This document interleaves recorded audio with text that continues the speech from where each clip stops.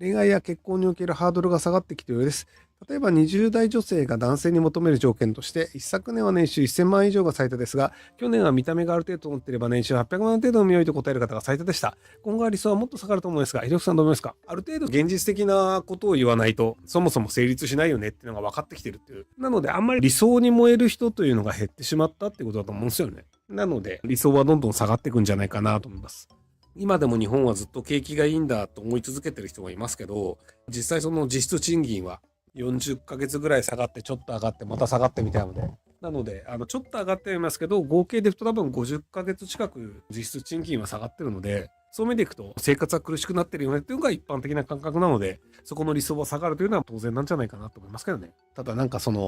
すげえ理想論を言うと、年収で結婚相手を決めようとするということがよろしくないことであるという価値観を作った方がいいと思うんですよね。どうせ結婚するんだったら年収高い方がいいよねは、それはそうなんですよ。ただなんか、それが当然で当たり前だよねという価値観を作るのって、要は年収の中央値というのがあって、日本全体だと中央値でいくと300何十万とかと思うんですけど、それでじゃあ600万円700万円じゃないと結婚できないよねって価値観になると、結婚しないのが当たり前、結婚できないのが当たり前になってしまうんですよ。ぶっちゃけて言うと、お金のない男女は結婚した方が生活楽になるんですよ。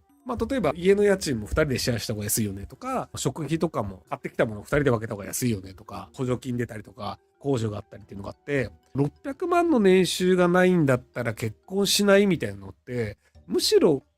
損する人たちのが多いんですよ。600万円以上の人と結婚できるスペックの高い人たちはそれでいいよねって話だと思うんですけど、本来であれば別に自分と同じぐらいの年齢の人と結婚してれば、それなりに幸せになってた人たちも600万円で結婚するのが当たり前だよねみたいな価値観のせいでそこを誤解をしてしまって幸せに感じられなくなってしまうというのが起きてしまうと思うんですよ。顔がいいには越したことがないよねとかも昔は下品なことだったと思うんですよ。お金持ってる方がいいよねとか、顔がいい方がいいよねとか、背が高い方がいいよねとかって、どちらかというと外見的なことの要望というのは下品だよねっていう価値観、昔は強かったと思うんですよね。もちろん思うのは自由です。思ってもいいです。それはそうだ。みんな思うからね、それは。ブサイク嫌いだよね、心の中で思ってても、でもやっぱブサイク嫌いと心の中で思ってても、ブサイクは嫌いですって、口に出すのは違うじゃん。という話で、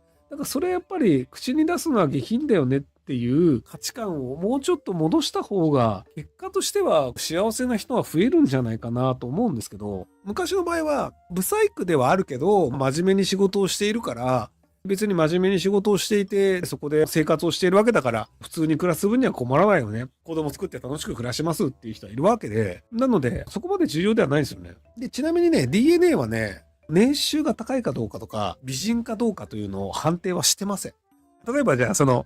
暗い部屋に酒飲まして男女入れとくと、大体やっちゃうんですよ。DNA は特にそこは制限せずに、やりたいときはやる。そういう決まったりします。で、ブサイクかどうかっていうのも、その状況によって変わるんですよね。平安時代は下膨れが可愛いと思われていたとか、で、今だと整形顔の人たちが割となんか、整形グループの人たちが評価していて、いや、これね、僕整形の番組、YouTube の収録番組ちょこちょこ見てますけど、やっぱね、なんかね、わかるんですよね、整形してる人。もちろん整形してる人に整形してますよねって確認を取ったことはあるので、それは確認できるんですけど、確認できない人でも、この人多分整形してるよねっていうのも、やっぱね、なんか薄々わかるんですよね。で、プロの人たちに聞くと、すぐわかると。ナチュラルな整形してたとしても、やっぱりすぐわかるよねっていうのがあって、整形してる人にありがちなのが、正面と横、斜めの顔の違和感のギャップがでかいんですよ。整形しようとする人って自分の正面の顔を鏡で見て、で、こうしたいですみたいなことを多分言っちゃってて、鏡を見てやっぱ正面で納得しちゃうんですけど、人間の顔を真正面で見ることってあんまりなくて、だいたい斜めとか横から見るんですよ。通常、こういう形にならなくねみたいな、ちょっと不自然なところとか、瞬きの仕方とか、なんかちょっとね、不自然感増えるんですよ。表情筋動かないとか。あとね、なんかね、どっかで見たことある顔になるんですよね。韓国のアイドルがみんな同じ顔になってしまうのと一緒で、あれ特徴なくねっていう、そういう顔が好きな人たちは好かれると思うんですけど、整形顔が好きな人はね。ただ、男性で整形顔が結婚相手として好きっていう人ってあんまりいないと思うんですよね。穴モテとか付き合うとかだったら全然ありだよねっていう人はいると思うんですけど、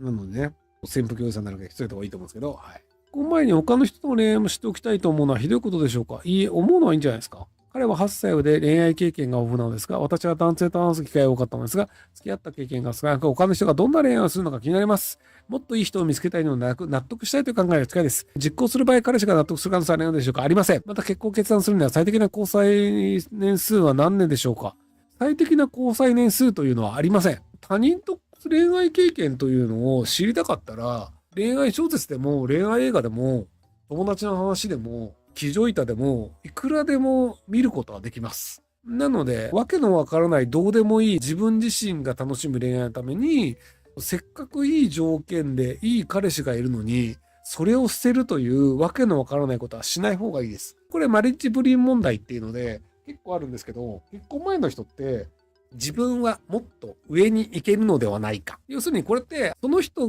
と結婚する気だけど、もっといい人を見つけたいということではなくって書いてるけど、納得できてないんですよ。なんで納得できてないかというと、自分自身はもっといい恋愛、もっといい彼氏が見つかるのではないかという可能性を否定しきれないんですよ。で、これは否定できません。これが否定できないということを思って、じゃあ次の新しい彼氏、次の新しい彼氏って言って、30後半とか40手前とかになって、結果として20代の時に結婚すればよかったのに、もう今じゃ外れくじしか残ってないよねっていうので、でも20代の時に自分はこんなにいい条件の人と結婚できたはずなんだから、もっといい人がいるはずって言って、年取った中、ひたすら出会い系サイトとかで、出会い系サイトだとそれなりのいい条件の人に声かかって食い散らかされるから、自分はまだまだいけるんだって言って、ひたすら穴モテを繰り返すけど、40後半になると穴モテもいけず、なかなか厳しい孤独を知るっていうことになったりするので、樽を知るというのをやった方がいいんじゃないかな。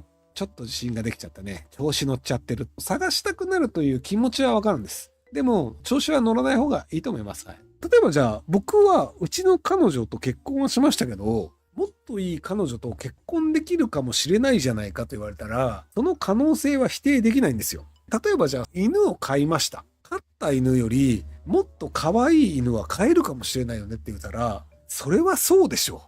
う。もっと可愛い犬はいるかもしれませんと。生まれた時、僕、父親と母親と姉がいたんですよ。もっといい父親、もっといい母親、もっといい姉はいるかもしれません。それはそうでしょう。でも、配られたカードで何とかするしかないんじゃないの？